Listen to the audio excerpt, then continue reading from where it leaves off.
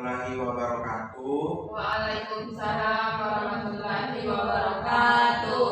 Puji syukur kita panjatkan kehadiran Allah Subhanahu wa Ta'ala. Atas berkat dan nikmatnya lah kita bisa berkumpul bersama-sama di tempat yang insya Allah mubarakah ini dalam keadaan sehat walafiat. Tak lupa pula salawat serta salam kita tunjukkan kepada Nabi besar kita, Nabi Muhammad SAW, karena beliaulah telah mengantarkan kita dari alam gelap gulita hingga zaman sekarang ini. Melalui video ini saya akan memaparkan materi yang berjudul akuntansi dan anggaran sektor publik. Sebelumnya perkenalkan, nama saya Halid Maulana dengan NIM 202301014 dari kelas akuntansi A. Saya mau berterima kasih kepada Ibu dosen pengampu mata kuliah akuntansi sektor publik karena telah memberikan tugas ini sehingga saya mengetahui lebih dalam mengenai akuntansi dan anggaran sektor publik. Tanpa berlama-lama lagi, saya akan memulai materinya. Berikut adapun submateri yang akan saya bawakan. Yang pertama ada keterkaitan keuangan dengan ASP. Yang kedua, sistem akuntansi keuangan bagian dari penganggaran sektor publik. Yang ketiga, anggaran sektor publik. Yang keempat, fungsi, tujuan, karakteristik anggaran sektor publik. Yang kelima, prinsip anggaran sektor publik. Dan yang terakhir, SPM. Baik, langsung saya ke materi pertama, keterkaitan keuangan negara dan daerah dengan akuntansi sektor publik. Keterkaitan keuangan negara dan daerah sangat penting dalam pengelolaan keuangan. Keuangan negara ini mencakup hak dan kewajiban yang dapat diukur dengan uang, sedangkan akuntansi sektor publik berfungsi sebagai pencatatan dan pengelolaan transaksi pemerintah di bagian keuangan. Selanjutnya, sistem akuntansi keuangan sebagai bagian dari penganggaran sektor publik ada 3. Yang pertama, penyusunan anggaran. Yang kedua, pengendalian anggaran. Dan yang terakhir ada evaluasi kinerja. Selanjutnya, anggaran sektor publik yaitu rencana keuangan yang menyediakan sumber daya finansial yang akan dikelola oleh pemerintah satu periode atau periode berikutnya. Adapun contoh anggaran sektor publik, yang pertama ada anggaran pendapatan dan belanja negara atau biasa disebut dengan APBN. Yang kedua ada anggaran pendapatan dan belanja daerah yang biasa disebut dengan APBD.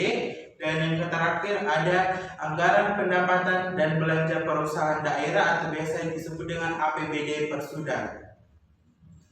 Selanjutnya ada fungsi anggaran sektor publik. Yang pertama sebagai alat perencanaan, yang kedua sebagai alat pengendalian, yang ketiga sebagai alat kebijakan fiskal, yang keempat sebagai alat koordinasi dan komunikasi, yang kelima ada alat penilaian kinerja, dan yang terakhir sebagai alat menciptakan ruangan publik. Selanjutnya ada tujuan anggaran sektor publik, yaitu untuk mengalokasikan sumber daya finansial secara efisien dan efektif sesuai dengan kebijakan pemerintah dan kebutuhan masyarakat. Selanjutnya ada karakteristik anggaran sektor publik. Yang pertama itu anggaran dinyatakan dalam satuan keuangan. Yang kedua, anggaran mencakup jangka waktu tertentu. Yang ketiga, anggaran berisi komitmen atas kesanggupan manajemen untuk mencapai sasaran. Yang keempat, ada usulan anggaran ditelaah dan disetujui pihak yang berwenang. Dan yang terakhir, anggaran dapat diubah dalam kondisi tertentu. Selanjutnya ada prinsip anggaran sektor publik. Yang pertama, otoritas oleh legislatif. Yang kedua, konferensi. Yang ketiga, keutuhan. Yang keempat, alokasi anggaran wajib. Yang kelima, ada periodik. Selanjutnya ada akurat. Dan yang terakhir, jelas dan akurat.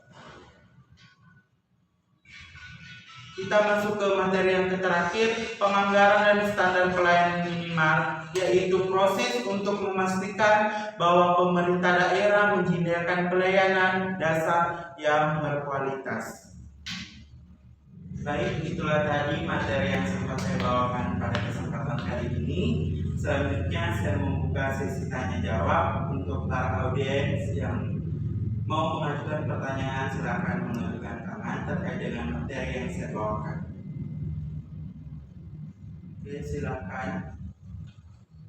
Baik, pertanyaan saya itu mengapa anggaran sektor publik penting bagi keberlangsungan pelayanan publik? Selanjutnya, apakah ada yang mau bertanya? Oke, baik. Terima kasih atas kesempatannya.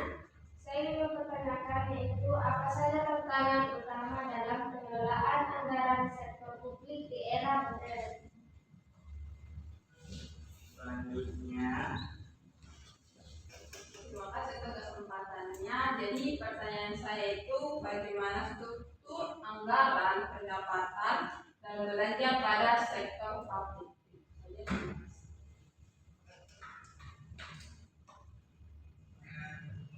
baik, selanjutnya saya akan menjawab pertanyaan dari audiens yang pertama. Pertanyaannya yaitu mengapa anggaran sektor publik penting bagi keberlangsungan pelayanan publik? Karena anggaran adalah rencana keuangan pemerintah yang digunakan untuk menyediakan layanan yang dibutuhkan masyarakat. Selanjutnya, pertanyaan kedua yaitu mengapa struktur pendapatan dan belanja pada sektor publik? Ada dua, yaitu pendapatan dan belanja. Yang pertama itu di bagian pendapatan ada 3 poin. Yang pertama ada pajak, ada non pajak, dan ada hibah. Dan non pajak itu maksudnya seperti denda atau pengelolaan sumber daya manusia. Di bagian belanja ada 3 poin juga. Yang pertama ada operasional seperti gaji pegawai. Yang kedua ada pembangunan seperti pembangunan jalan atau sekolah. Dan yang terakhir ada bantuan sosial.